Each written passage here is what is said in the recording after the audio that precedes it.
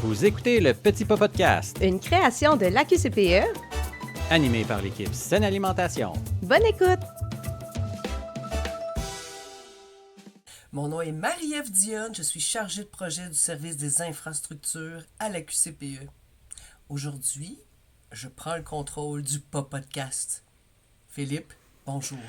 Bonjour Marie-Ève, très content de t'avoir parmi nous, Marie-Ève. Comment vas-tu, Philippe? Je vais super bien. J'étais un peu déstabilisé parce que d'habitude c'est moi qui faisais la présentation, mais des fois il faut faire du laisser-aller. Oui. Fait que je le laisse aller. Donc Marie-Ève, pourquoi tu es avec nous aujourd'hui? Ben écoute, Philippe, d'abord, je veux te remercier de t'être fait kidnapper par moi parce que j'avais envie de parler du défi des encombrements 30 jours qu'on a mis en place, en fait, la mutuelle prévention et les infrastructures et l'ensemble de la QCPE. Donc, le projet a pour but de désencombrer, hein, le titre le dit, on désencombre. C'est le printemps, c'est le temps de faire du ménage, d'où le titre de la capsule Ménage du printemps. Ben oui. Donc, je suis là ici pour aujourd'hui pour savoir, toi, Philippe, en tant que directeur du service Saine Alimentation, que penses-tu du désencombrement dans une cuisine? Ben écoute, le désencombrement dans une cuisine, il y en a un peu partout. On va énumérer quelques endroits tout au long de l'épisode. L'encombrement, c'est un enjeu. Absolument. D'où vient le défi 30 jours désencombrement de la mutuelle prévention. Donc, le but, c'est de sécuriser l'ensemble des gens qui se promènent dans les installations. Puis les responsables de l'alimentation étant dans leur cuisine, c'est pas mal eux les responsables de leur cuisine, d'où leur nom. Et on veut que ça soit sécuritaire dans la cuisine. Fait qu'on va passer en revue quelques endroits. On va commencer avec pas mal le king de l'encombrement. Ça serait, si on peut le décrire comme ça, c'est le congélateur. Ouais. Congélateur tombeau, en premier. Après les verticaux, c'est un petit peu moins encombré parce que c'est plus facile à ranger. Mais le tombeau, là, il y a plusieurs couches, souvent d'ancienneté d'aliments dans un tombeau. Puis tu as des réactions chimiques qui, des fois, se passent dans un tombeau ou de la magie. Tu sais, tu as une sauce rouge qui est devenue brune ou blanche ou grise. Des fois, tu vas avoir beaucoup de légumes, tu sais, des légumes givrés. En bloc.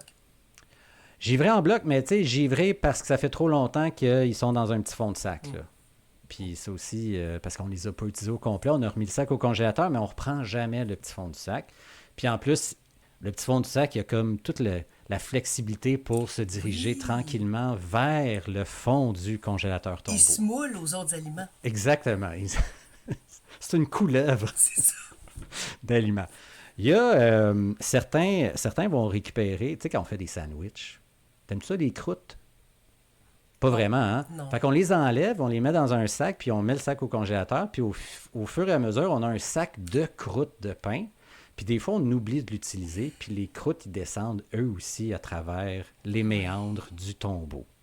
Ouais. On a aussi des contenants, des fois, de yogourt pas identifiés. Identifiés des fois par un post-it. Mais le post-it, il a congelé. Puis quand tu ouvres la porte, ça crée une succion d'air et le post-it vole au vent. Oui. Ce qui rend maintenant le pot de yogourt plus identifiable. Donc, on n'est pas plus avancé.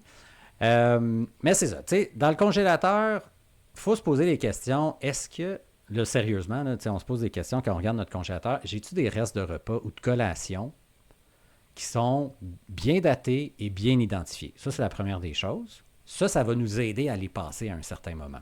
Si ce n'est pas fait, Puis, est-ce qu'il y a des aliments qui vont se retrouver ou qui s'y retrouvent depuis plusieurs mois?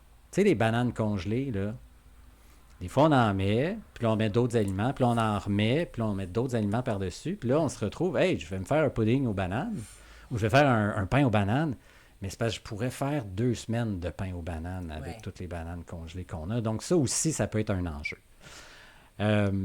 Puis, est-ce que tous les aliments du menu, ben, en fait, tous les aliments qui sont dans le congélateur, est-ce qu'ils font partie du menu? Parce que s'ils ne font pas partie du menu, ça veut dire qu'on en a un bon 4 à 6 mois là, avant de les utiliser. À cohabiter. À cohabiter avec eux. Fait que ça, c'était le congélateur. Frigo, on va y aller simple. Parce que le frigo, généralement, tu sais, c'est des légumes, c'est des légumes, des fruits, de la viande, du poisson, tu sais, c'est frais, fait qu'on on a tendance à bien le passer, mais as-tu déjà vu des sauces ou des condiments Oui. qui sont là depuis longtemps? Puis souvent, le condiment, il a la caractéristique d'avoir une date de péremption vraiment loin, Oui.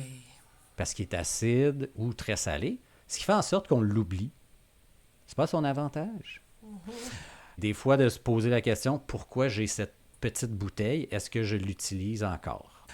Le garde-manger maintenant, ou le rangement qui est en dehors de la cuisine, ça aussi, on en a. Tu sais, est-ce qu'on a des vieilles conserves d'ananas pour pizza hawaïenne? J'ai déjà vu ça. Mais honnêtement, c'est bon, l'ananas sur la pizza. Est-ce qu'on a des vieux sacs de grains rances qu'on n'aime pas puis qu'on n'utilise plus, qu'on a utilisé une fois, c'était un flop monumental, on a dit plus jamais je remets ça sur le menu, mais on a laissé le sac à moitié plein sur l'étagère. Des fois, le riz brun a tendance à rancir aussi, donc comme on l'avait dit à la saison 1, allez sniffer vos sacs de farine de blé entier puis vos sacs de grains entiers. Si ça sent le vernis très fort, c'est plus bon. Oui, c'est un signe.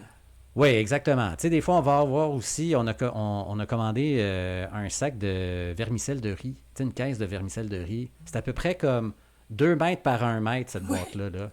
Ça arrive, puis là, tu en prends 4 paquets, puis tu es pris avec les 16 autres. Oui. Puis t'as pas ça sur ton prochain menu. Fait que tu sais, t'as beaucoup de vermicelles de riz qui prennent beaucoup d'espace pour rien. Mais tu peux les récupérer pour des bricolages.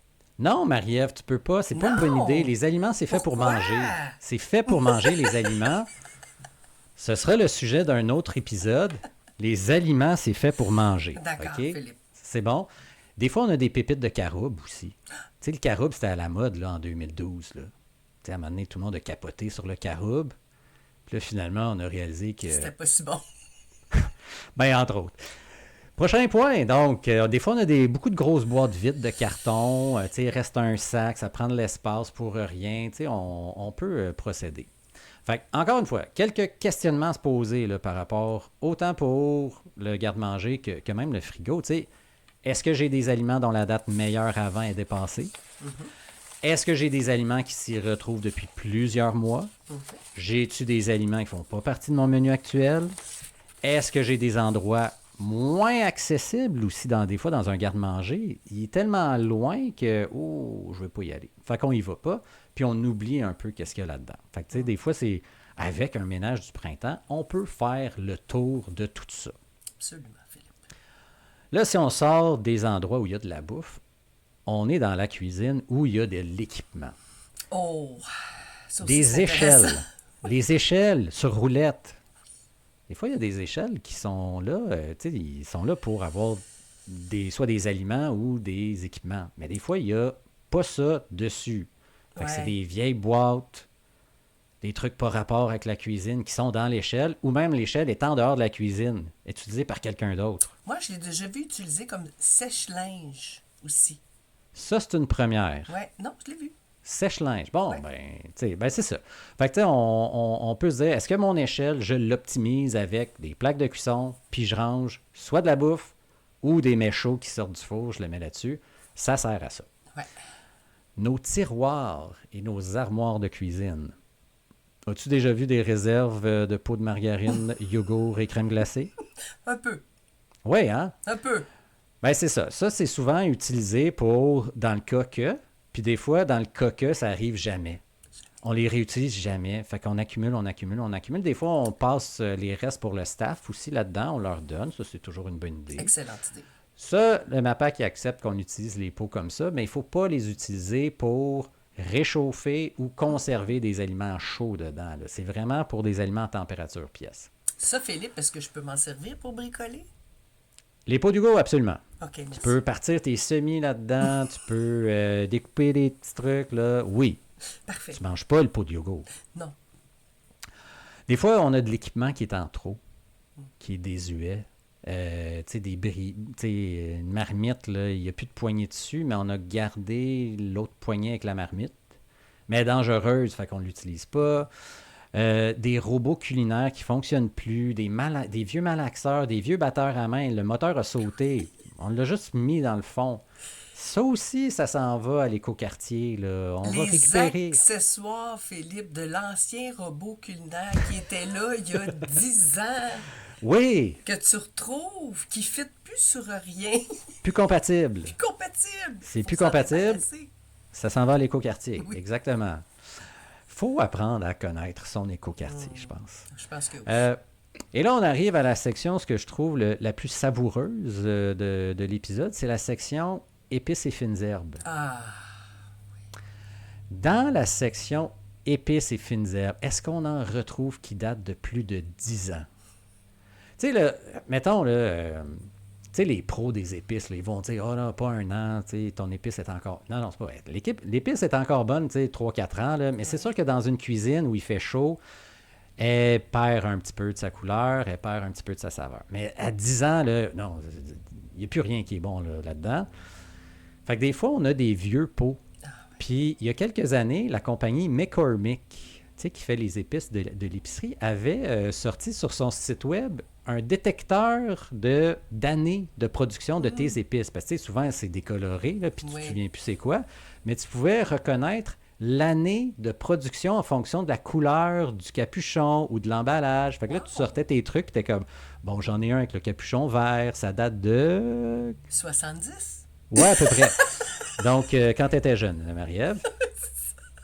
Mais tu sais, des fois, on a genre de la sauge moulue, là. Ah ouais. La sauge moulue, là, c'était quand Sylvie a pris sa retraite en 2007. Elle l'avait amenée avec elle dans Parce la qu'elle cuisine. aimait la sauge. Oui, ben tu peux aimer la sauge, c'est déjà ça, mais de la sauge moulue, séchée, je veux dire, j'ai jamais vu une recette qui avait ça, de la sauge moulue. Fait que toutes les fines herbes moulues, là, souvent après un certain temps, ils se ressemblent toutes, ils goûtent toutes pareilles, puis sont toutes grises. Fait que ça s'en va au compost. Tu sais, des fois, tu as de la sarriette. Ouais. Tu sais, la sarriette, tu mets ça une fois par année dans tes tourtières ou dans tes pâtés de viande. T'as pas besoin d'acheter le gros pot. Non, du Costco. Ouais, c'est ça. C'est ça le problème. Puis évidemment que au final, vous allez constater qu'on sert des 2-3 mêmes épices. Ou sinon, des fines herbes. Hein? Un bon mélange de fines herbes. C'est souvent ce qui finit par y aller. Fines herbes à la grecque, fines herbes italiennes. Tu sais, ça fait le travail des fois, mais c'est ça. Fait que tu sais, des fois, on a beaucoup, beaucoup d'épices, mais là, il faut quand même se dire, bon, comment je les utilise? Puis à quel point je les utilise. Puis ça va faire de la place parce que des fois, on est pris avec des grosses bouteilles. Mais tu sais, des fois, tu es pris aussi avec, tu sais, le cadeau, genre, qu'un chum t'avait donné, puis il voulait être bien fin, puis t'avait donné le rack à épices de chez Stokes. Ouais. Puis tu sais, les fines herbes, ils venaient tout identifiés. T'avais Ben le petit oui. pot en verre. Mais là, c'est plus bon, ça, là. Ben non. Ça n'a jamais été un beau cadeau, hein? Jamais. Puis ce chum-là, tu l'as laissé assez rapidement. J'espère. Ben oui. Bon. L'armoire du haut, maintenant. Oui. Les armoires du haut. Là, il y a des architectes qui trippent bien gros sur les armoires puis qui en mettent vraiment à des hauteurs inatteignables. Ce qui fait que ce qu'on met là-dedans, c'est quelque chose qu'on ne veut pas voir et qu'on n'utilise jamais. Fait que ça aussi, on oublie qu'est-ce qu'il y a dedans puis ça sert à rien. Fait qu'un petit ménage là-dedans, ça fait toujours du bien. En fait, ça sert à une chose, à pas avoir de poussière sur le dessus de tes armoires. Parce qu'ils font des armoires jusqu'au-dessus. C'est ça l'idée. Jusqu'au plafond. Ben oui. T'as jamais à nettoyer le Ben top non, de l'armoire. c'est ça. C'est vrai. Le rangement des papiers puis des recettes. La section là où tu as un vieux cartable de recettes. Des fois, on a comme... tu sais, c'est correct, là, le patrimoine d'un CPE. Des fois, on a la mauvaise pratique de partir avec son cartable de recettes quand on quitte un emploi. C'est pas gentil pour le CPE. Mais ceux qui laissent leur cartable, tu sais, c'est... À un moment donné, on les a informatisés, on espère. Puis le cartable, ben, il est peut-être, tu sais, taché, ou les recettes sont plus en ordre, ou ça vaut plus vraiment la peine de le garder. Ça aussi, ça peut mériter un petit ménage si tu as des coupures de journaux, là, du Châtelaine, Oui. de 93, quand il y avait la première recette de chop suey au tofu. Et que j'en ai vu. Ben ça aussi, ça mérite un petit tour au recyclage. Puis il y a des recettes aussi qui vieillissent mal avec les recommandations nutritionnelles. Donc de faire un tri ponctuel de temps en temps, faire un peu de ménage, ben ça vaut la peine aussi. Ouais. Fait que le cartable de Solange, on le retourne à Solange? Ben si elle est encore en vie, oui. OK. La même chose des fois, tu sais, tu parles de cartable, mais tu sais, des fois, c'est le catalogue des produits du fournisseur. Oui. Là. Les codes ont peut-être changé. La moitié des produits qui existent plus. Ça vaut plus la peine. Là. Des vieilles factures, des vieux menus, des feuilles de commande aussi usagées, des vieilles fiches d'allergie. Le Wall of Fame, des fois, on y touche plus. Puis, les enfants sont partis. Le petit Félix, il est rendu au cégep. Oui. Fait que les murs, c'est un lien avec les murs qui peuvent être aussi encombrés visuellement. T'sais, on a tellement d'affiches qu'on les voit plus. Fait que des fois, de temps en temps, faire un petit renouveau par rapport à ça, ça vaut la peine. D'ailleurs, c'est un bon conseil quand on a plusieurs enfants qui ont des allergies alimentaires, d'avoir le plus possible un mur qui est libre de tout autre stimuli pour avoir au visage vraiment les enfants qui demandent qu'on s'attarde. Oui. Exactement. Fait qu'on ne veut pas avoir n'importe quoi sur notre mur. Non. Fait qu'au final, Marie-Ève, c'était plein de petites stratégies comme ça. On a essayé de tourner ça drôle parce que je pense que ça nous arrive tous d'encombrer. Là. Je veux dire, même dans nos cuisines à la maison, dans nos bureaux, on a tous de l'encombrement. Ça mérite tous un petit ménage de printemps. Oui. Mais si on est pris avec beaucoup de restes, là, je te partagerais peut-être 3 petites stratégies. En fait, 2 stratégies pour les restes. Prévoir une semaine de transition entre les changements de menu. Tu sais, des fois, comme les menus, les aliments qui ne seront plus là, tu sais, tes vermicelles de riz, c'est peut-être le temps d'en faire une journée où je vais éliminer pas mal de mon stock. Des fois, c'est une semaine, des fois, ça va être 2 semaines. Oui, absolument. Mais ça te permet quand même de repartir à neuf. Avoir des journées tout ski aussi à travers le menu. Donc, au moins une fois par mois ou une fois par cycle de menu, ça te permet de justement vider certains restes. Absolument. Puis pour les épices, je vous dirais un petit conseil, écrire l'année sur le pot de l'épice. C'est savoureux des épices, mais... Des fois, ça l'est moins. C'est ça. Fait que voilà, Marie-Ève, un petit épisode bien costaud sur le grand ménage du printemps parce qu'on a plein d'opportunités. Puis on y va, une bouchée à la fois? Une bouchée à la fois, un petit peu chaque jour. D'ailleurs, j'invite tout le monde à désencombrer. Oui. Et il y a des outils qui existent pour ça. Il y a des beaux calendriers qui existent sur Internet qui vous disent par quoi commencer. Et à chaque jour, en faire un petit 15-20 minutes. Bon, on va se le dire, c'est rare que ça prend 15-20 minutes. Oui.